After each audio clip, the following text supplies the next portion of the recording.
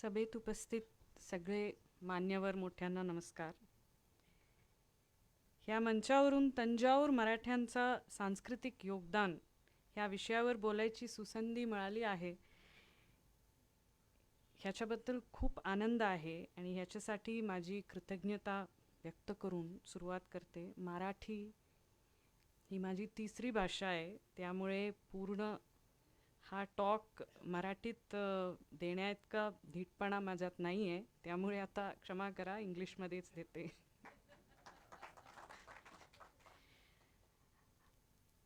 I stand here today not just as a student of history, but as a musician.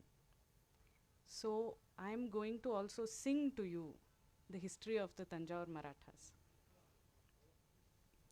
As a student of Carnatic music, whether today we live in America, Australia, Europe, Southeast Asia, or India, we sing the names of the Maratha kings. I studied in a state board school in Tamil Nadu. I don't remember much about the Maratha kings from my history textbook, but as a musician, as a student of Indian dance, I remember their names. त्यामुळे मी एक वाक्य gown दाखवीन आणि तिथनं मी सुरू करीन. हा तेलुगूमध्ये आहे, जसं मोहितेजींनी सांगितलं, खूप त्यांचे कॉम्पोजिशन्स तेलुगूमध्ये असतात सहज आहे. तन तूडैन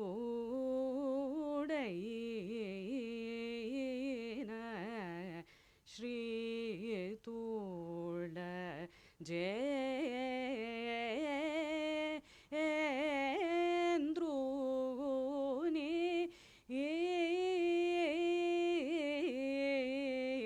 तनयो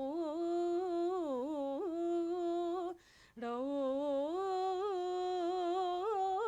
सरभो जी महरा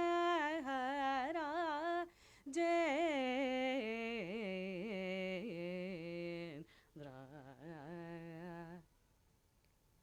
From our beginning to the end, we have the names of the great Marathi Rajas in our memory. So even if the historians have forgotten them, the musicians and the artists, the dancers, the archival researchers, and people who are interested in a certain kind of literature cannot forget the contributions and the work of the Maharajas of Maratha Maharajas of Tanjore. And today my talk is about that. Tanjore is a region in central Tamil Nadu that is also known as Cholanad.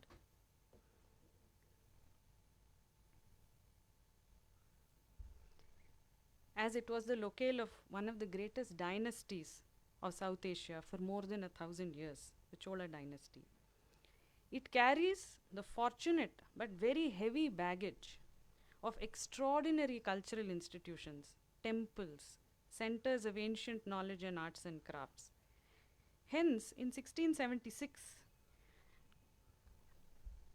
when Vyankoji Raje acquired and bequeathed later the provinces of Tanjore to his son Shahaji Raje II, it was not a simple conquered province, but a magnificent, fertile, and a colossus of a country that equaled itself in prosperity, learning, and spiritual grandeur to cities like Kashi in the Gangetic Plain. In the larger history of the Marathas, who fought and won difficult battles and impossible conquests in India, the acquisition of Tanjore from the weakened Nayak ruler may not be a big story. But the prowess of the Tanjore Maharajas lies in achieving the impossible task of carrying forward the existing greatness of a conquered territory into the next centuries.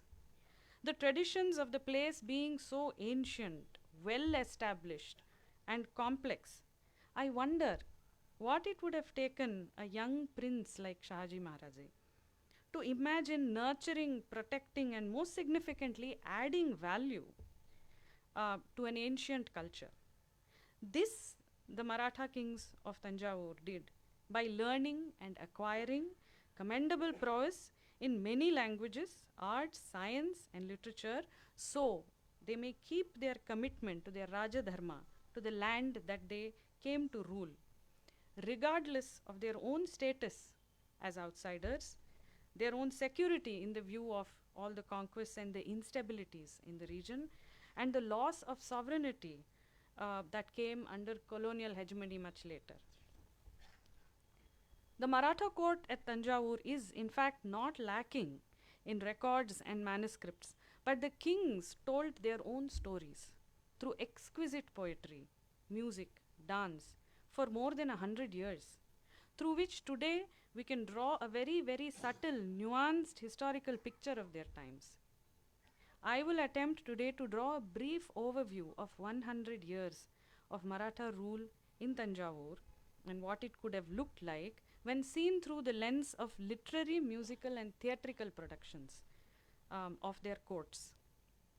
Because this is a short talk, I will like to dwell only upon two specific works of two Rajas produced roughly 100 years apart that portray some very important things. One was the unbreachable difference in time and change, irreversible change, and the onset of what we could call globalization then, and a certain kind of cosmopolitanism of how a city could be imagined.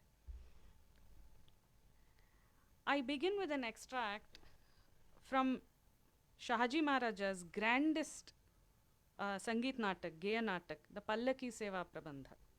It is an operatic play in what is claimed by Telugu scholars now as extraordinarily beautiful Telugu.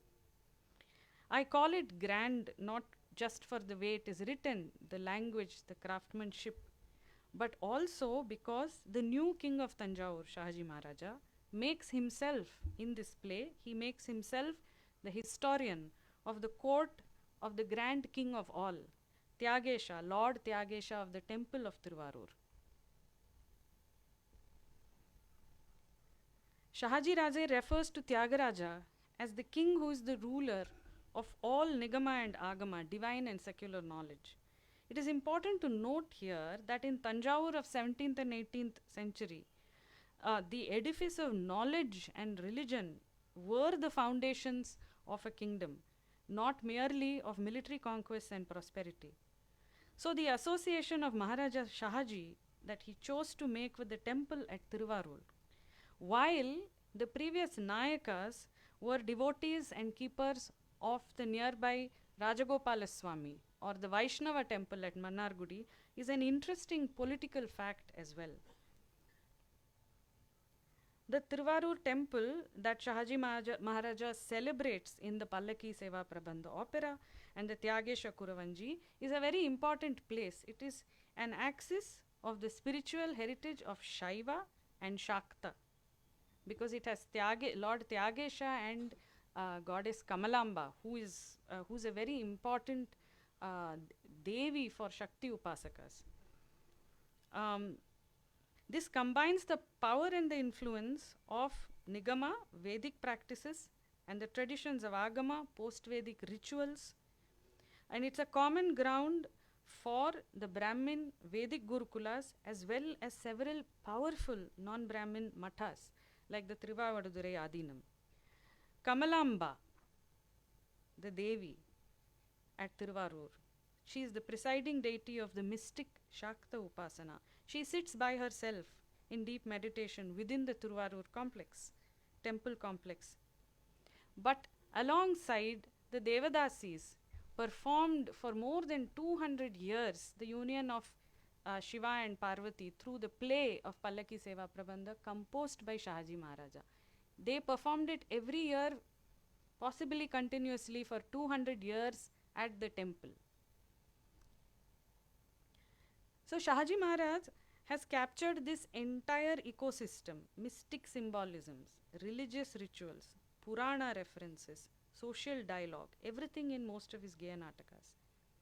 Besides these, in the Pallaki Seva Prabandham, there are songs on traditional craft of the region, which describe in great detail textiles, jewelry, upholstery, food, and so on of his times, perhaps of his royal court.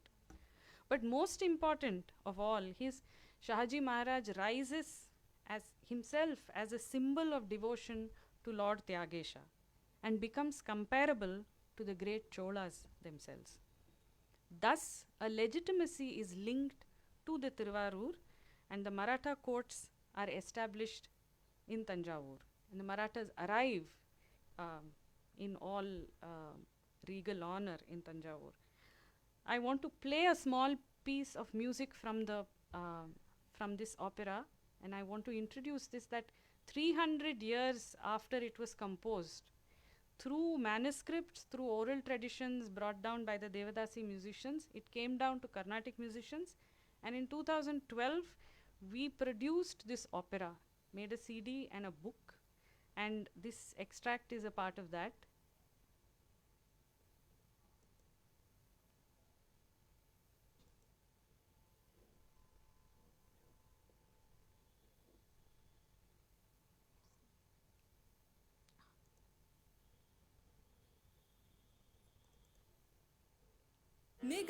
నిగమగోచరుడిప్పుడు Nagaja నగరే వాగిడను నిల్వ చేజేలు వందనములు సలుబగని సోమనౌది హెచ్చరిక తెలుపుచున్న ముచ్చట జూడుమో చిన్ని చెలియ. राजा आगमनाचं घोषणा करतात Nandikeshwar. Shiva, who is Nigamagocharudu, arrives to meet his dear Parvati, and Nandi announces his presence in a majestic hecharika. Amarapati mbroke hecharika paraku analudu mbroke hecharika paraku jamudu mbroke hecharika paraku januvuna nairiti mbroke hecharika paraku jalavibudu mbroke hecharika paraku dhanadudu mbroke hecharika paraku ishanudu mbroke hecharika. This is a literal welcome for the king at the Tanjavur court. In the intervening century, the 1700s, while events of great political significance unfolded in other parts of India involving the Maratha, in Tanjavur, the land was being prepared by the Maratha courts for the arrival of some of the most extraordinary events in what is today hailed as Indian heritage and Indian cultural renaissance. Carnatic music, Bharatanatyam, and a whole group of theatre and performing traditions. Shahaji Maharaj went on to produce more than 30 plays and 200 padas or compositions. We will not go into his compositions or his contribution into the scientific aspects of music because it's a very large area. It must be mentioned that previous to the Marathas, the Nayaka were no less patrons of arts. It was in the court of the Nayaka kings that the Saraswati Veena and the Melakarta system of ragas were experimented and presented as innovations. But in the Maratha courts of Tanjavur, beginning with Shahaji Maharaj, who was also called Abhinava Bhoja, there was a great experiment in secularizing performing arts and bringing various kinds and various genres of art together. The Natakas of the Maratha kings and the poets of their court were grammar bound, evocative, popular. But at the same time, they also composed for in less classical forms like the Kuravanji Nataka, so that it may reach the people beyond the courts. The difficulty of presiding over many languages, people speaking multiple languages in their province, and a multilingual court, at least 4 distinct languages would have been spoken very easily in their courts. This is evidenced in two very beautiful works of Shahaji Maharaj. One is the Panchabhasha Vilasa, in which it's composed like Gita Govinda. So there is Krishna and there are gopis speaking 5 different languages, and there is a Samvada. And the other, which Mohite ji also referred to, which is the Ganga Kaveri Samvada, where you see that there are differences of world views, north and south. There are differences in languages, but again, the whole play shows that dialogue in poetry is the way of actually consolidating and bringing people together. This, I think, can also be seen as a political strategy, not just as art.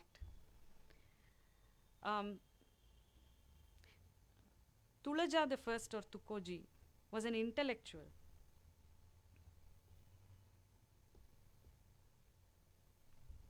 His Sangeeta Saramrita is still recommended reading for serious scholars of music, as he formalizes the meeting of southern and northern raga systems. We already, in Tulaja Raje's time, begin to see Marathi words and Hindustani influences in the language and the music produced at the court. We also find mention in his own compositions of his successful collaboration with Meenakshi of Madurai in driving away Chanda Sahib's incursion into neighboring Tiruchinappalli. So we find references in these compositions. What I find very fascinating about this whole thing is there is a parallel track, one of political conquests, intrigues, little chaos, little disturbances, all of that.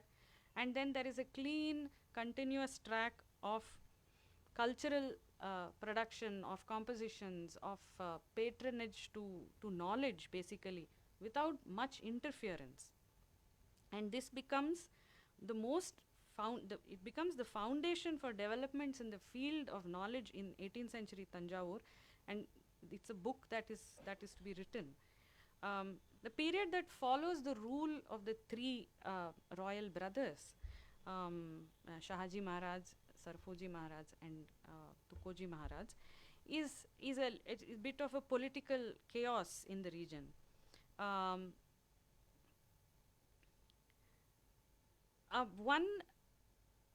One sort of clarification as a historian, when we use the word culture, we think it's singing, dancing, painting, art, and related fields. However, within the Indian understanding, what is demanded of a poet, what does a composer need to know, what does a musician or a dancer need to be skilled with, are languages, Bharata Shastra, or principles of drama, dramaturgy, mathematics, astronomy, fundamental knowledge of physiology, besides being very proficient in Purana and other texts, Shastra and other texts. Not only did the Maratha Rajas learn and equip themselves with all this knowledge, they went beyond. Institutions across India for centuries had been supported by what were called Sarvamanyams, or grants, in recognition of the fact that political conflict notwithstanding, whatever happens, the king's dharma was to establish a society in which the practice and the space for looking at higher ideals and spiritual contemplation was always there. This is recognized as Raja Dharma. And the Maratha kings of Tanjavur, speaking 300 years later today as a musician, as a person who studies Indian heritage, I am only filled with gratitude that the Maratha Rajas of Tanjavur performed their Raja Dharma with extraordinary prowess.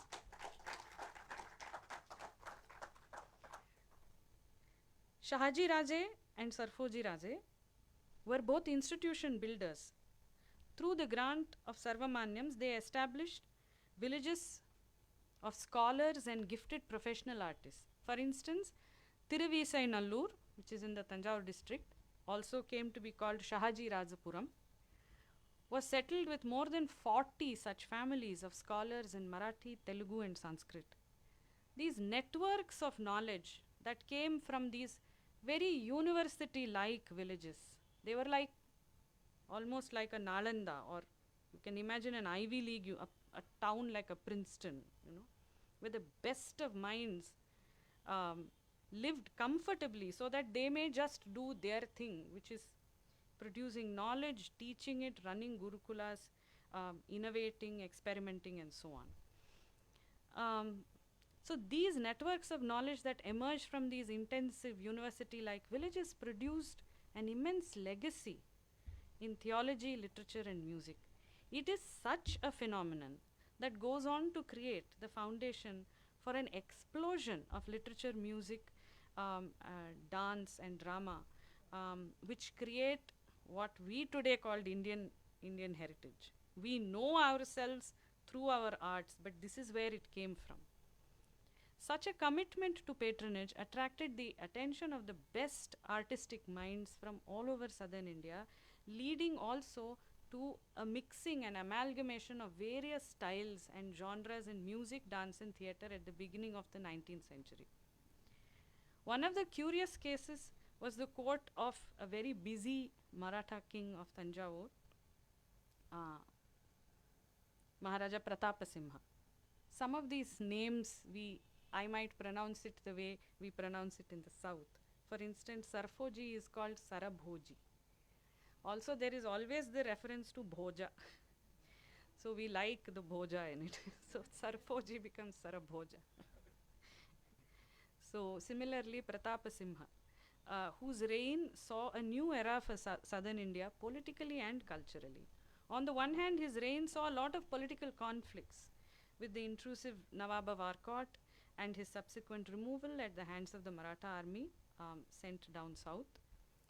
A 1741 work, Mahisha Shatakam, by a poet Vancheshwara, gives a very fair picture of all this chaos happening, which also talks about a Musalman aggressor because of whom there is a forced degradation of religious institutions and art institutions until Pratapasimha Raje put an end to him. At the same time, there are mentions of Raja Pratapasimha also building a mosque at Nagur and so on. There are some criticisms, but there is a lot of praise also from the poets. On the other hand, Pratapasimha Raje's court contributed to patronizing some of the greatest musicians of the south. One of them was a Devadasi poet called Muddupalani, who stunned the scholars and connoisseurs of her time with her genius in composing. Pratapasimha Raja was her staunch patron. His court saw a very competitive rise in talent. So people in his court were competing with each other to bring out the best that they could. And that is a very great thing, because if the Raja knows and has the memory of what is best, then there is, what is produced in that court lasts 300 years. I think it will last 500 years, 1000 years. Why not? Because that is the quality that is required of a Raja. His court saw the competitive rise of great talent and the formation of new compositional forms that towards the end of Pratapasimha Raja's time is when the greatest of southern Indian musical poets, Sri Tyagaraja, Muthuswami Dikshitar, and Shyama Shastri, are born. When they are born into a milieu where they don't have a choice, they have to produce the best that they can. And what they have produced for us 200 years later, with all the resources that we have, with all our intelligence, with all our skills, we find it challenging to even approach this kind of music. Forget compose like that. We cannot compose like that. I don't even know if we can recognize how great these compositions are in their Sanskrit, in their music, in their mathematics, in the Vedanta that they hold, and so on. But that is also because the courts of the Marathas did not let go of that mapdand of quality. The next great colossus of a cultural phenomenon was not even considered a king of political consequence in India, but which is Sarfoji Raje 2. I'm sorry, I've lost the. Let's close this.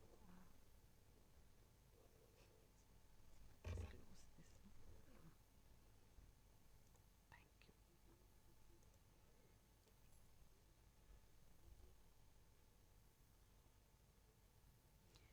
I put this photograph up there because we have an impression that generally that knowledge is about men. But all of what we know through oral tradition in terms of music and dance and literature has been heard, at least in the southern India, because of the women musicians, the Devadasis, and the men who composed for them, who were from different castes and different communities. In fact, the Palaki Seva Prabandham has been composed by Shahaji Raje for them to be sung at the temple.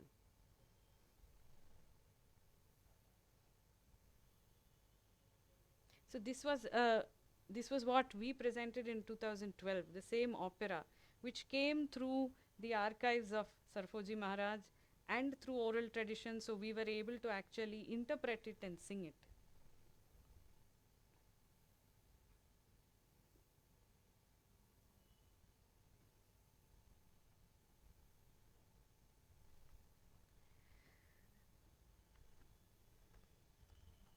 Sarfoji Raja was prolific. He consolidated a cultural empire which not only went into the history textbooks, but it went into our heads as artists, as common people. So that the first one line that I sang was Tulajendru Tanayuni Sarabhoji Maharaju, the son of Tulaja Sarabhoji. So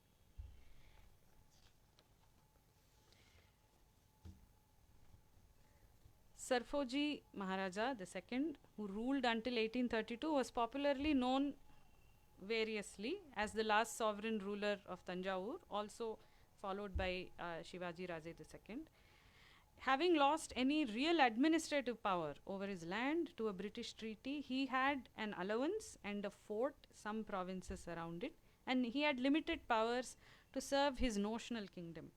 But Raja Dharma flows in a Raja deeply and constantly. He traveled far and wide to know and learn about his land, and he gathered manuscripts on subjects as widely varied and different as music, mysticism, medicine, architecture, surgery, linguistics, theology, philosophy, law, ethics, drama, and so on. But he became the looking glass, the lens through which future centuries of historians and people will know 300 years of a cultural renaissance that exploded in the Kaveri Delta in Tanjavur. For without his extraordinary efforts in rebuilding and curating and filling the Saraswati Mahal archive today with manuscripts, today's scholars and historians will lack a continuous and coherent picture of what was one of the most exquisite sites of knowledge, as we call, which was Tanjavur. Like Nalanda was called a site of knowledge. Tanjavur thus was a site of knowledge. But without the Saraswati Mahal library, we will only believe it was a site of knowledge. We have no story. Educated and mentored in an environment deeply influenced by European values and European knowledge, Sarfoji Maharaj II invested in building the only legacy he could, the archive. But this one endeavor included other many important interventions and innovations, such as the Devanagari printing press, at a time when scaling reproductions of manuscripts, archival work, and disseminating or spreading these things was a challenge because everything was in handwritten manuscripts. The Devanagari printing press really changed the scene. So not only are we today writing history on the basis of what Saraswati Mahal archives curate and publish, but artists like us, we are able to give shape to a 300-year-old orally transmitted composition or repertoire with the help of the archived manuscript. That song that I played, of course it has come down many voices, many memories, many manuscripts. But in some essence, this came including the tune, not just the words. That is special about the Pallaki Seva Prabandham is, I don't think, I am pretty sure there is no other music of Shahaji Maharaj that is available today even in this form. So that tune came from him. That 300 years later, in some form, we are able to reproduce. And we have to, as musicians and as historians, we are touched by the works of so many of these musicians and also by the extraordinary work of Sarfoji Maharaj II, because it is from that manuscript that we found the words 100 years ago, and it is from there that a lot of work has gone into producing that music. I want to conclude today's talk with a mention of one of the most curious productions of Sarfoji Maharaj. As a king who saw the world change completely under the British, as he himself was educated in a Lutheran school, mentored by a Christian Reverend Schwartz. He saw that the world was not going to be the same ever again. The proliferation of Western knowledge is not just in language, it's also in science, it is also in history, it is also in geography. That as a king, he looked at these developments and he looks at his people and what does he think? He produced, at once he wants to reconcile the difference, like the Ganga Kaveri Samvada of Shahaji, like the Panchabhasha Vilasa of Shahaji Maharaj, who's again trying to bring in his times, 100 years ago, there were people of different languages. In Sarfoji Maharaj's times, there are different worlds. There is a clash of worldview, knowledge from the West and the East. But the Raja Dharma is always to create the Samvada. The Raja Dharma is always to create the reconciliation for the good of his people. So,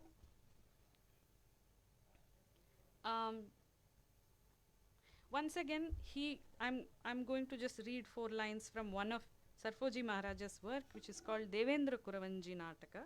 A Kuravanji is not a classical play, it is a folk form, and perhaps he designed it so that everybody can easily and quickly learn and sing. But the subject of the Devendra Kuravanji is very special. This was supposed to be part of a curriculum for children in astronomy, cosmology, and world geography. In the schools that he designed called Navavidya Kalashala, which would combine the best of education from the West and the North and the East. Hence, modern cosmology, geography, science, and maths were taught alongside Vedanta, Shastra, music, dance, Puranas, and Indian classical languages. Although his sort of intensive efforts at archiving is attributed often to the fact that in real life he did not have much space to move, it could also be seen as a result of Sarfoji Maharaj's vision of what was to become of his country under the influence of the British, and his eagerness to impart what he himself had learnt to the children of his country.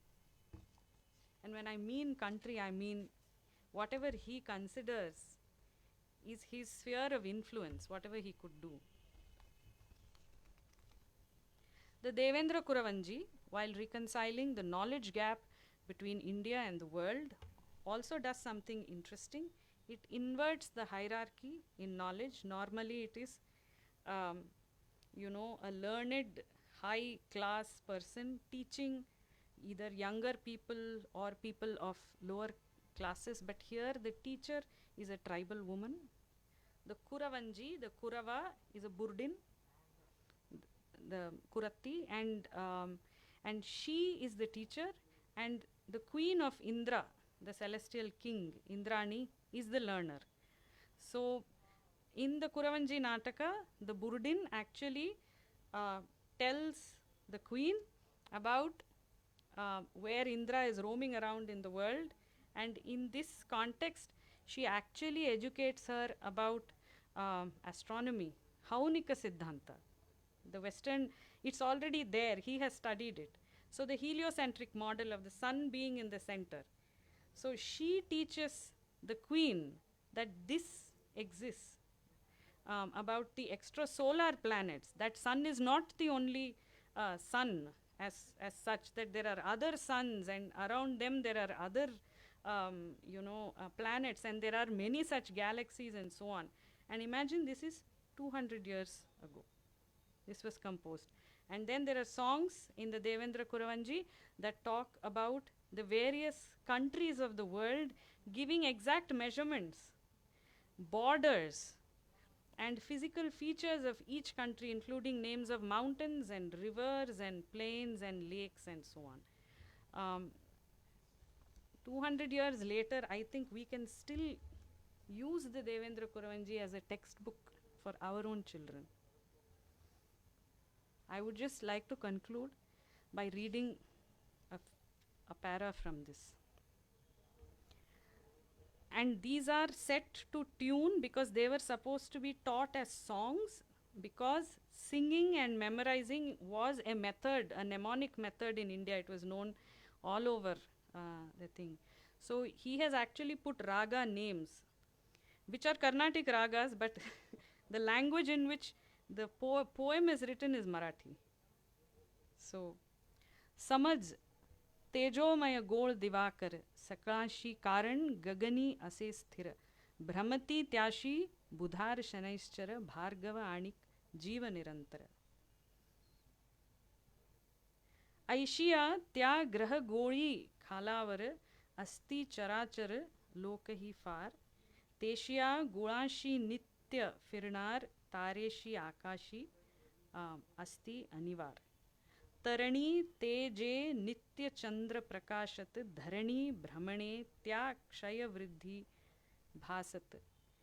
हरिणाक्षी हे तुझ हौणिक सिद्धांत सरणी खतियली भूगोळ विषयात.